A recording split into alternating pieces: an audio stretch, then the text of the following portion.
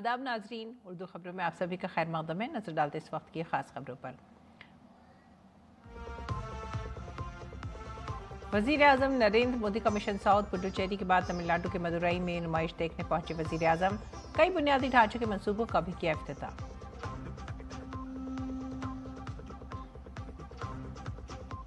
अमरीका और इसराइल के हमले में ईरान के सुप्रीम लीडर खामेनेई की मौत के बाद 40 रोज़ा सोग का ऐलान। ईरान के सदर, अदलिया के सरबराह और गार्जियन कौंसिल के एक आलिम संभालेंगे मुल्क की कमान।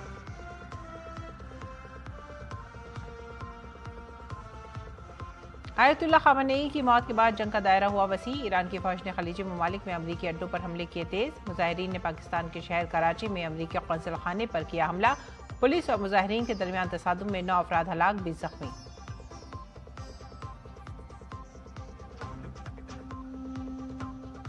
पुंछ में पाकिस्तान की नापाक साजिश, एलओसी के नजदीक क्वाड कॉप्टर की फिजाई हदूद तोड़ने की कोशिश। भारतीय फौज की कार्रवाई देखकर भागे पाकिस्तानी।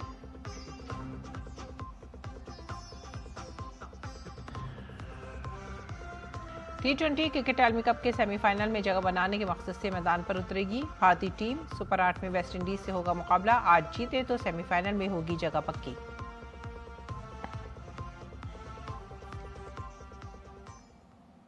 खबरें अब तफसील से। वज़ीर आज़म नरेंद्र मोदी ने तमिलनाडु के अपने दौरे के दौरान मदुरई में 4,400 करोड़ से ज्यादा के बुनियादी ढांचे के मंसूबों का इफ्तिताह किया और संग बुनियाद रखा। उन्होंने कौमी शाहराह A332 के मरकनम पुडुचेरी सेक्शन और कौमी शाहराह 87 के पारामा कोडी रामनाथपुरम सेक्शन को 4 लेन का करने का संग बुनियाद रखा। वज़ीर आज़म मोदी ने तमिलनाडु में 8 रीडेवलप्ड रेलवे स्टेशनों का भी इफ्तिताह किया और चेन्नई बीच, चेन्नई एगमोर चौथी लाइन कौम के नाम वक्फ की। Over the last decade, Indian Railways has undergone a historic transformation. It is emerging as a modern, efficient and people-centric transport system. This transformation is particularly visible in Tamil Nadu. The railway budget allocation for Tamil Nadu has increased nearly 9-fold since our government came in. During 2009 to 2014, the average yearly railway allocation was 880 crore rupees. 880 crore rupees. In 2026-27, the allocation has increased to 7,600 crore rupees. In Tamil Nadu, more than 1,300 kilometers of new tracks have been laid. 97% electrification has been achieved. Hundreds of flyovers and underpasses have improved the safety and efficiency. और तमिलनाडु में नशरियाती खिदमात को मजीद वसअत देने के मकसद से वज़ीर आज़म मोदी ने कुंभकोणम, यरकाड और वेल्लोर में 3 नए आकाशवाणी FM रिले ट्रांसमीटर का इफ्तिताह किया। ये ट्रांसमीटर इलाकाई कवरेज को वसअत देंगे, बिला रुकावट FM ट्रांसमिशन को यकीनी बनाएंगे और रियासत के कई अजला में अवामी नशरियात खिदमात तक अवामी रिसाई को बेहतर बनाएंगे। We are inaugurating 8 redeveloped stations across Tamil Nadu. The dedication of the Chennai Beach, Chennai Egmore 4th line will benefit thousands of daily commuters in Chennai. I am also pleased to inaugurate Akashvani's new FM relay transmitters in Kumbhakonam, Yerkad and Vellore. These radio stations will be dedicated to your service from today. वज़ीर-ए-आज़म मोदी ने तिरुपरनकुंद्रम में वाक़े उरुलेमिगो सुब्रमण्यम स्वामी मंदिर का दौरा किया और पूजा की। भगवान मुरुगन के 6 मुक़द्दस मक़ामात आरूपेदुवीडु में से पहला और सबसे अहम त्रिपरनकुंद्रम मंदिर में अपने मुनफरिद फ़न तामीर और मजहबी अहमियत के लिए मशहूर है। ये ख्याल किया जाता है कि भगवान मुरुगन ने इसी जगह इंद्र की बेटी देवसेना से शादी की थी।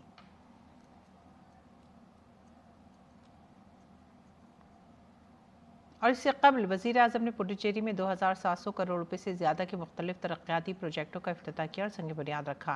इन मनसूबों में शहरी ट्रांसपोर्ट, बिजली पानी की फराहमी, नई सड़कों की तामीर, आला तालीम, माशी तौर पर कमज़ोर तबक़ात के लिए रिहाइश और सेहत की देखभाल शामिल हैं। वज़ीर-ए-आज़म ने 750 एकड़ में फैले करसोर सिद्रापेट सनती इलाका कौम के नाम वक्फ किया। वज़ीर-ए-आज़म ने कहा कि मरकज़ी हुकूमत पुडुचेरी की तरक्की के लिए मुसलसल काम कर रही है। नया इंफ्रास्ट्रक्चर तालीम, सेहत की देखभाल, नक़्लो हमल और सियाहत को फ़रोग़ देगा। There is a great emphasis on building top quality infrastructure. In this year's budget, we have set aside a record 12 lakh crore rupees for building infrastructure. This will also benefit the people of Puducherry. We included Puducherry under the special assistance to states for capital investment scheme, which used to be open only for states. More funding for infrastructure means better roads, water supply, coastal infrastructure, schools, hospitals, and many such projects. These facilities directly make the lives of the people better. Puducherry को mafia और बदउनवान लोगों के मरकज में तब्दील कर दिया है। उन्होंने इसे सिर्फ एक खानदान के लिए एटीएम की तरह इस्तेमाल किया है। Congress had made Puducherry an ATM for one family that sits in Delhi. When it comes to DMK, you are seeing the long list of scams that are happening in Tamil Nadu also. Congress and DMK had become a speed breaker in Puducherry's development journey. Now, the same forces are hungry for power again. Should Puducherry go back to that era of corruption and crime? I'm sure the people of Puducherry do not want that. और Iran के supreme leader ayatollah Syed Ali Khamenei की मौत के बाद जंग का दायरा अब बढ़ गया है। ईरान की फ़ौज ने इराक़ और खलीजी ममालिक में अमरीकी अड्डों पर हमले तेज़ कर दिए हैं। खबर इस एजेंसी AFP के मुताबिक ईरान की फ़ौज ने दावा किया है कि इस्लामी जमहूरिया ईरान की फ़िज़ाइया ने खलीज फ़ारस के ममालिक में अमरीकी अड्डों पर कामयाब बमबारी की। अमेरिका, इसराइल और ईरान के दरमियान कशीदगी अब खुली जंग में तब्दील हो गई है। ईरान के सुप्रीम लीडर खामेनी की इस तनाज़े में हलाकत ने सूरत हाल को मज़ीद तशवीशनाक बना दिया है। थोड़ी देर पहले ईरान में जिमक्रान मस्जिद के गुंबद पर इंतकाम का सुर्ख झंडा लहराया गया, जो रहबर इनकलाब इस्लामी के खून का बदला लेने का इशारा है।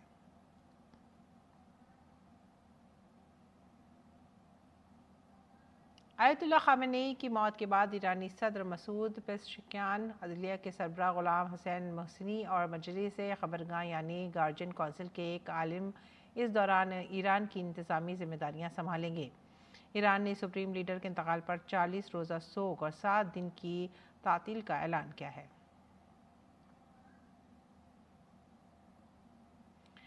अम्मान की दक्कन तिजारती बंदरगाह पर 2 ड्रोन हमले हुए हैं, जिसमें एक तारिक वतन कारकुन जख्मी हो गया है। ये वाक़या एक ऐसे वक्त में पेश आया है जब खलीजी खत्ते में ईरान मुसलसल दूसरे रोज़ भी जवाबी हमले कर रहा है। ईरानी हमलों के पेश नज़र अम्मान में अमरीकी सिफारतखाने ने अपने मुलाजमीन और अमरीकी शहरियों को महफूज मकामात पर रहने की हिदायत जारी की है। एक्स पर पोस्ट करते हुए अमरीकी सिफारतखाने ने लिखा कि एक्स अपने घर या किसी और महफूज इमारत में जगह तलाश करें, खुराक, पानी, अद्वियात और दीगर ज़रूरी अशिया की मुनासिब फराहमी को बरकरार रखें, ताज़ा तरीन ख़बरों के लिए मीडिया पर नज़र रखें, अपने मंसूबों में तब्दीली के लिए तैयार रहें, अपने फ़ोन को चार्ज रखें, अपने घर वालों और दोस्तों के राब्ते में रहें ताकि उन्हें आपकी सूरत हाल से आगाह किया जा सके। अम्मान में हिफाजत से मुतालिक ताज़ा तरीन मालूमात हासिल करने के लिए smart traveller enrolment programme step के लिए रजिस्टर करें। इस दौरान कतर पर ईरान के हमलों में 16 शहरी जख्मी हुए हैं। ये हमले हफ्ते से इतवार तक की सुबह तक जारी रहे, जिसमें कतर के फ़िज़ाई दिफाई निज़ाम ने 65 मिसाइलों और 12 ड्रोन में से 63 मिसाइलों और 11 ड्रोन को कामयाबी के साथ नाकाम कर दिया। लेकिन 2 मिसाइल अमरीकी फ़ौजी अड्डे अल-उदीद एयरबेस पर और एक ड्रोन ने मुल्क के अर्ली वार्निंग रडार को मार गिराया। इन हमलों में कुछ इमलाक को मामूली नुकसान, कुछ सड़कें और इलाके मुतासिर हुए। कतर की वजारत दाखिला ने एक बयान जारी किया है जिसमें शहरियों पर जोर दिया गया है कि वो घरों के अंदर रहें और किसी भी नामालूम चीज़ से दूर रहें। कतर की सिक्योरिटी एजेंसियां सूरत हाल पर नज़र रखे हुए हैं।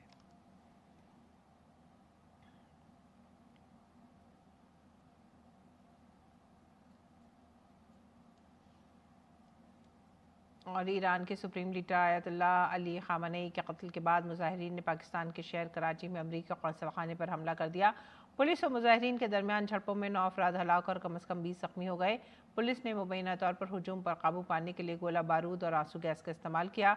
कराची समेत सिंध के दीगर इलाकों में बड़े एहतजाजी मुजाहरे हुए हैं। गिलगित बल्तिस्तान के शहर अस्कर्दो में मुश्तल अफराद ने अक़वाम मुत्तहिदा के दफ्तर को नजर आशिद कर दिया। लाहौर में अमरीकी कौंसलखाने के बाहर सैकड़ों अफराद जमा हुए, जिसके नतीजे में कुछ झड़पें हुई लेकिन कोई बड़ा तशद्दुद नहीं हुआ। इस्लामाबाद की तमाम बड़ी सड़कें बंद कर दी गई हैं। ख़ामेनी की मौत के बाद पाकिस्तान में बड़ी तादाद में लोग एहतजाज के लिए सड़कों पर निकल आए। ईरान के बाद पाकिस्तान और इराक़ में शिया मुसलमानों की सबसे ज़्यादा आबादी है।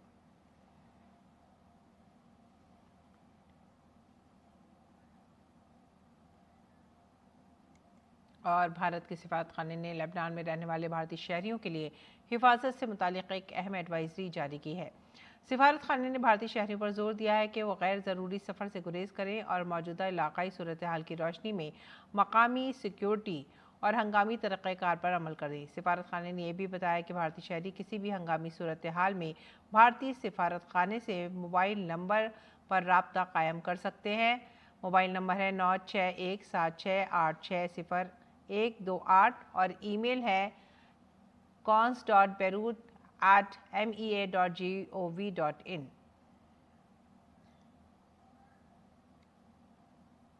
मगरबी एशिया में कशीदगी का असर परवाज़ों पर भी पड़ा है। खलीजी ममालिक से आने वाली 26 परवाज़ें मनसूख कर दी गई हैं, जिससे मुसाफिरों को मुश्किल का सामना करना पड़ा। इसका बराह रास्त असर केरल के त्रिवेंद्रम बैनुल-अक़वामी हवाई अड्डे पर नजर आया, जहां टर्मिनल पर सन्नाटा छाया हुआ है और मुसाफिरों की आमद-ओ-रफ्त में नुमाया कमी आई है। हवाई अड्डे के हुक्काम और रियासती इंतजामिया सूरत हाल पर गहरी नज़र रखे हुए हैं। मरकजी और रियासती हुकूमतें इस बात को यकीनी बनाने के लिए मिलकर काम कर रही हैं कि किसी भी भारतीय शहरी को कोई खतरा न पहुंचे।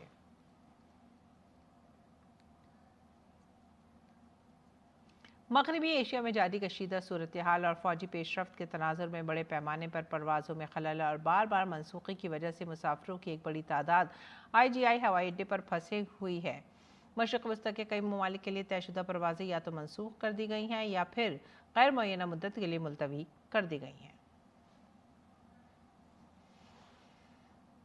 इस बीच CBSE ने एक सोशल मीडिया पोस्ट में बताया कि खलीजी खत्ते में जारी इलाकाई सूरत हाल के पेश नज़र तलबा और स्कूलों को इत्तला दी जाती है कि मगरबी एशिया के कुछ हिस्सों बशमूल Bahrain, Iran, Kuwait, Oman, Qatar, Saudi Arab और मुत्तहिदा अरब अमीरात की मौजूदा सूरत हाल की वजह से CBSE बोर्ड ने इम्तहानात मुलतवी करने का फैसला किया है।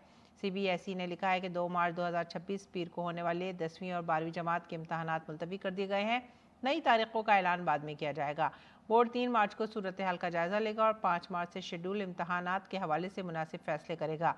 फिलहाल तमाम तलबा को अपने स्कूल के हुक्काम से राब्ते में रहने का मशवरा दिया गया है। आगे बढ़ेंगे अगली खबर की तरफ। इलेक्ट्रॉनिक्स और इंफॉर्मेशन टेक्नोलॉजी के मरकजी वजीर अश्विनी वैष्णव ने हाल ही में सोशल मीडिया प्लेटफॉर्म एक्स पर भारत के सेमीकंडक्टर मिशन 2.0 की तरजीहात का खाका पेश करते हुए एक अहम पोस्ट शेयर की है। पोस्ट में उन्होंने मिशन के मकासद और हिकमत अमली की वजाहत की है, जो भारतीय सेमीकंडक्टर सनत को आलमी सतह पर मसाबकती बनाने के लिए तैयार है। Semicon 1.0 was focused on getting the manufacturing facilities in India. We got that. We have 10 plants. First plant started commercial production yesterday. In the Semicon 2.0, our priority number one will be design ecosystem so that the deep tech startups, they get the opportunity to develop the next Qualcomm, the next Broadcom, the next NVIDIA. The priority number two will be getting the equipment manufacturing and equipment design ecosystem in our country. We will manufacture chips. We will also manufacture the machines which are used in manufacturing chips, and we will also manufacture the materials which are used in manufacturing chips. That is the focus of our Semicon 2.0. मरकजी वजीर अश्विनी वैष्णव ने मुल्क के नौजवानों के लिए नए मौक़ों को वसअत देने की ज़रूरत पर जोर दिया। उन्होंने कहा कि सेमीकंडक्टर सनत की तरक्की से मुल्क में नौजवान हुनरमंदों के लिए नई मुलाजमतें और तरबियती प्रोग्राम पैदा होंगी। ये इक़दाम हिंदुस्तानी नौजवानों को इस हाईटेक फील्ड में कैरियर बनाने की तरगीब देगा। The third big priority will of course be talent, which has been a very important priority in the first version of Semicon also. In the first version, we promised 85,000 engineers to be trained in semiconductor design over a period of 10 years. The 85,000 talent target over 10 years has been achieved in 4 years itself. वज़ीफ़ाई ज़राए ने खबर दी है कि आज सुबह 5:45 से 6 बजे के दरमियान जम्मू कश्मीर के पूंछ इलाके में लाइन ऑफ कंट्रोल के करीब 2 या 3 छोटे क्वाडकॉप्टरों ने फ़िज़ाई हदूद की खिलाफ वर्जी करने की कोशिश की। चौकस भारतीय फोर्सेज ने तेज़ जवाबी ड्रोन कार्रवाई के साथ इन कोशिशों को नाकाम बनाया, क्वाडकॉप्टरों को वापस जाने पर मजबूर कर दिया। आगे बढ़ते हैं अगली खबर की तरफ। हर साल की तरह इस साल भी 1 से 7 मार्च तक मुल्क में जन औषधि हफ्ता मनाया जा रहा है, जिसके तहत मुल्क भर में तकरीबन 250 मकामात पर हेल्थ कैंप लगाए गए, जहां लोगों को मुफ्त तिब्बी मशवरा और खून के टेस्ट फराहम किए गए। इस सिलसिले में दूरदर्शन के नुमाइंदे मोहित शुक्ला ने दिल्ली के सुभाष नगर जन औषधि सेंटर का जायजा लिया। आम आदमी को सस्ती, अच्छी और गुणवत्तापूर्ण दवाइयां उपलब्ध कराने के लिए देश में जन औषधि केंद्रों की शुरुआत की गई और इसी कड़ी में देश में 1 से लगाकर 7 तारीख तक जन औषधि दिवस मनाया जाता है। मेरी मौजूदगी इस समय सुभाष नगर में है, जहां पर आप देख रहे हैं कि जन औषधि सप्ताह के मौके पर यहां पर एक पब्लिक हेल्थ चेकअप का आयोजन किया गया है और आप समझिए इस कैंप में आप सीबीसी और दूसरे ब्लड टेस्टों की यहां पर शुरुआत की गई है। लोग यहां पर तमाम अलग अलग लोकेशंस पर अलग अलग जगहों से यहाँ पर पहुँचे हैं, जो अपने परिवार के साथ पर यहाँ पर free of cost blood test करा रहे हैं। इसके अलावा दूसरे तमाम तरीके के जो रियायती टेस्ट हैं वो भी यहाँ पर किए जा रहे हैं। और आप देखिए यहाँ पर ये 1/11 सुभाष नगर की जन औषधि केंद्र है। ये दिखाना और इसके बारे में बताना इसलिए इम्पोर्टेंट हो जाता है क्योंकि ये इंडिया की पहली पीपीपी मॉडल पर आधारित जन औषधि केंद्र है। यहाँ पर जब से ये जन औषधि केंद्र खुला है, लोगों को सस्ती, अच्छी और गुणवत्तापूर्ण दवाइयाँ मिल रही हैं। मेरे साथ कुलभूषण जी हैं और साथ ही हमारे साथ कुछ और लोग मौजूद हैं जो बताएंगे कि आखिरकार जन औषधि का सपना कितना साकार हो पाया है। कुलभूषण जी, भारत सरकार की एक बड़ी पहल, बड़ी मुहिम कितना सफल हो पाए हैं, कितना साकार हो पाए हैं? भाई हम जितना भी जो हम लोगों को दिया गया ऑब्जेक्टिव दिया जाता है हम उसको अचीव करते हैं। बाद बाकी का हम देखते हैं कि हमारे अभी तक न 18,500 से ज़्यादा स्टोर्स ओपन हो चुके हैं। हमारे पर डे 12 लाख से लोग ज़्यादा हमारे जन औषधि केंद्रों पे आके अपनी दवाइयाँ लेते हैं और उनको पैसों की भी बचत होती है और दवाइयों की जो है उच्च गुणवत्ता की दवाइयाँ सस्ते दामों पे मिल जाती हैं। शैलेंद्र अरोड़ा जी हमारे साथ हैं। शैलेंद्र जी, बहुत स्वागत है आपका दूरदर्शन पर। संतुष्ट हैं, सेटिस्फाई हैं लोगों की सेवा करके? क्योंकि एक तरह से सेवा भाव ही है। जी जी, बिल्कुल ठीक कह रहे हैं। 2015 में जब हम लोगों ने ये एक जो अपना हमारा पहला सेंटर था ये जन औषधि का, तो इसमें मोदी जी का जो सपना था कि जो बिल्कुल एकदम समाज में सबसे अंतिम पंक्ति में जो व्यक्ति खड़ा हुआ है उसको जो है पूरी तरह से हेल्थ और मेडिसिन पहुंच जाए। साफ तौर पर आप देखिए कि इन केंद्रों पर लोगों को मिल रही है सस्ती दवाई, यही है आज की सच्चाई। और लोग जो यहाँ पर पहुँच रहे हैं उन्हें फ्री ऑफ कॉस्ट डॉक्टर का कंसल्टेशन मिल रहा है, उनके ब्लड टेस्ट हो रहे हैं और साथ ही सस्ती दवाइयाँ भी मिल रही हैं, जिससे वो तमाम तरीके की जटिल बीमारियों से निजात पा रहे हैं। दिल्ली से कैमरा पर्सन सौरभ बख्शी के साथ मैं मोहित शुक्ला, दूरदर्शन न्यूज़। भारत की बुनाई का सदियों पुराना फन अब टेक्नोलॉजी की मदद से एक नया बाब लिख रहा है। एआई इम्पैक्ट समिट में टाटा कंसल्टेंसी सर्विसेज ने रिवायत और जिद्दत को यकजा करते हुए एआई पर मबनी एआई वीवर्स प्लेटफॉर्म मुतारिफ कराया। जानिए कि ये टेक्नोलॉजी किस तरह से नई ताकत के साथ आलमी मार्केट में भारतीय हैंडलूम को बाइख्तियार बनाएगी। पेश है हमारी रिपोर्ट।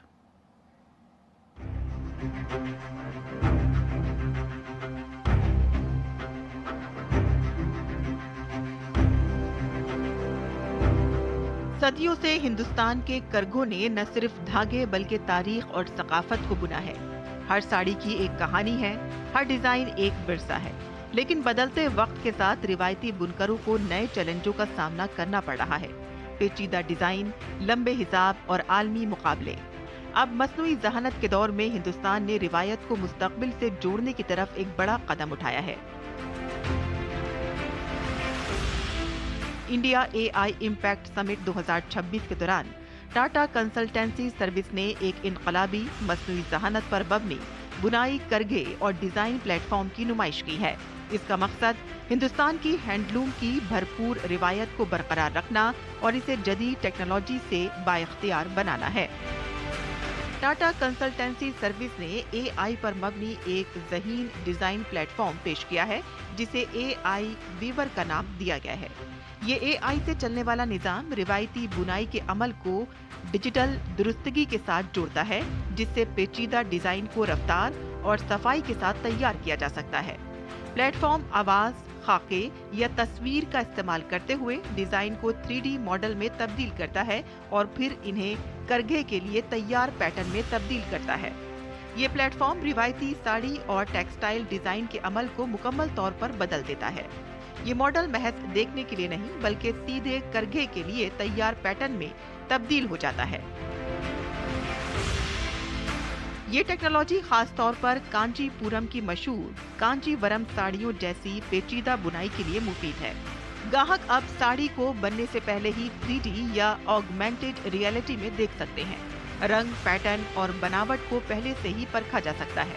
इससे पैदावारी खामियां कम होती हैं और वक्त की बचत होती है। सबसे अहम बात यह है कि बुनकरों को अब पेचीदा हिसाब किताब और हाथ से ड्राफ्टिंग पर घंटों नहीं गुजारने पड़ते। वो अपनी पूरी तवनाई दस्तकारी और मयार पर मरकूज कर सकते हैं। इस प्लेटफॉर्म के साथ स्मार्ट वेवर असिस्ट नाम का LED पर मबनी सिस्टम जुड़ा है। ये हकीकी वक्त में धागों की सिमत और तरतीब की रहनुमाई करता है। पेचीदा नमूनों की बुनाई बहुत आसान हो गई है। यहाँ तक कि नए बुनकर भी एतमाद के साथ पेचीदा डिजाइन बना सकते हैं। ये पैदावार की रफ्तार को बढ़ाता है और महारत की मुंतकली को आसान बनाता है। इस टेक्नोलॉजी को कांचीपुरम तमिलनाडु में कामयाबी के साथ इस्तेमाल किया गया, जो कांचीवरम साड़ियों का तारीखी मरकज है।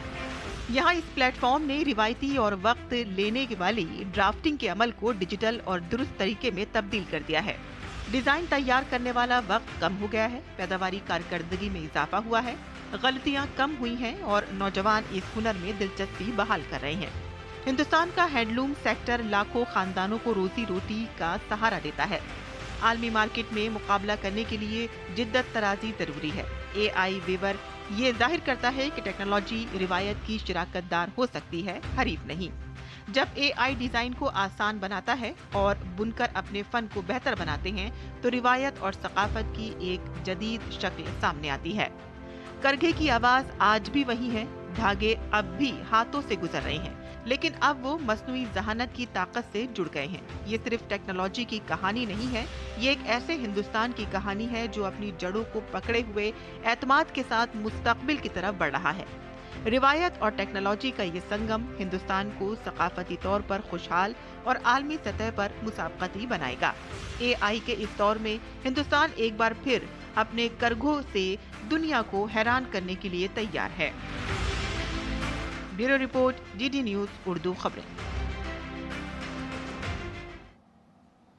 और खेल की खबरों में T20 वर्ल्ड कप 2026 के 52वें मैच में आज भारतीय क्रिकेट टीम का मुकाबला वेस्ट इंडीज से होगा। ये मैच कोलकाता के ईडन गार्डन्स स्टेडियम में खेला जाएगा।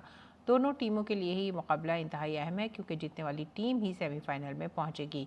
हारने वाली टीम टूर्नामेंट से बाहर हो जाएगी। अब तक वेस्ट इंडीज़ को T20 वर्ल्ड कप में भारत के खिलाफ बरतरी हासिल रही है। दरिस्ना भारतीय टीम सेमीफाइनल में जगह बनाने के लिए अपनी होम ग्राउंड पर जीत के इरादे से उतरेगी। इसी के साथ ही आप हमारी पूरी टीम को दीजिए इजाज़त। आदाब।